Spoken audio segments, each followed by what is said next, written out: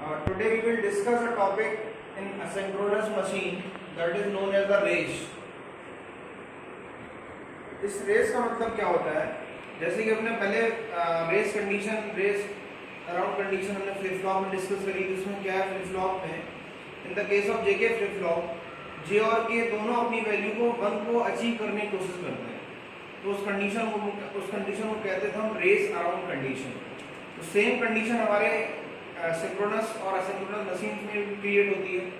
In asynchronous machine a race condition is said to have occurred if two or more variables change their values when there is a zero stable transition.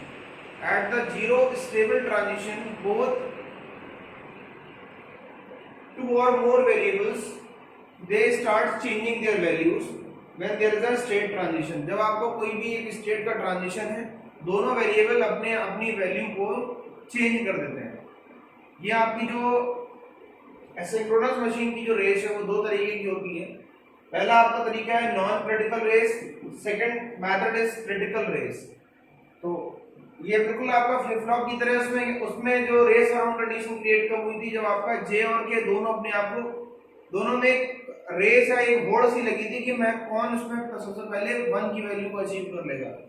वही चीज यहाँ पे भी है। जो हमारे asynchronous machine है उसमें two or more variables change their values when there is a zero state transition. Race are of two types. First is the non-critical race. Second one is the critical race. तो सबसे पहले हम non-critical race के बारे में बात करेंगे। A race is said to be non-critical when correct stable next state is eventually reached during the next state transition.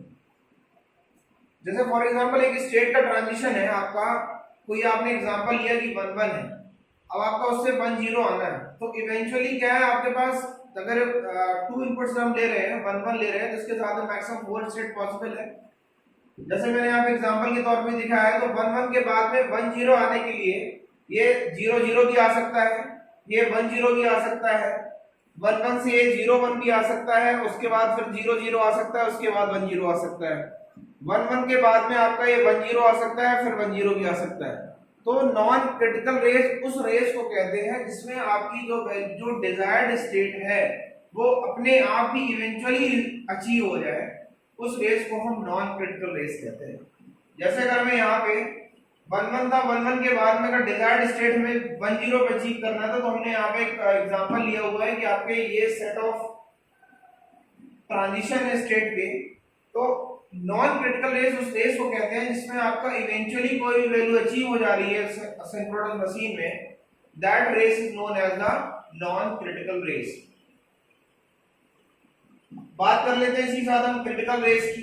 Critical race वो वाली रेस है जिसमें आपकी जो वैल्यू है वो हम रीच नहीं कर पाते हैं, मतलब जो स्टेबल स्टेट की वैल्यू है that we can not reach, that race is known as the critical race, और हम इस रेस को हम अवॉइड करते हैं। ये रेस आ जाएगी तो आपको स्टेबल स्टेट नहीं प्रोवाइड हो पाएगी। और इन दोनों में एक बेसिक बहुत बारीक सा डिफरेंस है कि नॉन क्रिटिकल रेस के केस में अपने आप इवेंचुअली हमें जो वैल्यू अचीव हो जाती है उस रेस को हम कहते हैं नॉन क्रिटिकल रेस, और क्रिटिकल रेस के केस में हमें जो स्टेबल स्टेट की वैल्यू है वो हम अचीव नहीं कर पाते हैं, तो उस रेस को हम बोलते हैं क्रिटिकल रेस। यहाँ पे मैंने एक एग्जांपल लिया हुआ है कि figure shows the initial state 1 1 and final state at 1 0। हमने यहाँ पे स्टार्टिंग में एक वैल्यू स्टेट की वैल्यू ली हुई है 1 1, ये हमारी जो इनिशियल स्टेट है, और जो फाइनल स्टेट है हमें लेके आनी है 1 0। अब यहाँ पे मैंने जो फिगर जैसे कि आपको दिखाया हुआ है, ये केस 1 है, ये केस 2 है, ये केस 3 है। केस 1 के केस में 1 1 के बाद में डायरेक्टली ये 0 0 हो सकता है, केस 2 के केस में 1 1 के बाद में डायरेक्टली ये 0 1 हो सकता है, और केस 3 के केस में 1 1 के बाद में डायरेक्टली ये 1 0 हो सकता है। उसके बाद नेक्स्ट स्टेट में ये 0 0 के बाद में 1 0 अचीव कर सकता है, ये 0 0 0 1 के बाद में 0 0 अचीव कर सकता है, और ये 1 0 के बाद में 1 0 अचीव कर सकता है। इसमें जैसे कि आप देख रहे हो फिर 1 0 के बाद में 1 0 वैल्यू रह सकती है, तो मतलब ये नॉन क्रिटिकल रेस का मैं एग्जांपल ले रहा हूं। तो ये जो नेक्स्ट स्टेट है, ये जो भी नेक्स्ट स्टेबल स्टेट है, वो हमें इवेंचुअली अचीव हो जाती है, इसलिए उस केस को हम नॉन क्रिटिकल कहते हैं। और इसमें जैसे कि आप देख रहे हो 10 आपको हमें आउटपुट अचीव करनी है तो 10 आपका एक आउटपुट आ जाएगा। तो this is the example of a non critical race.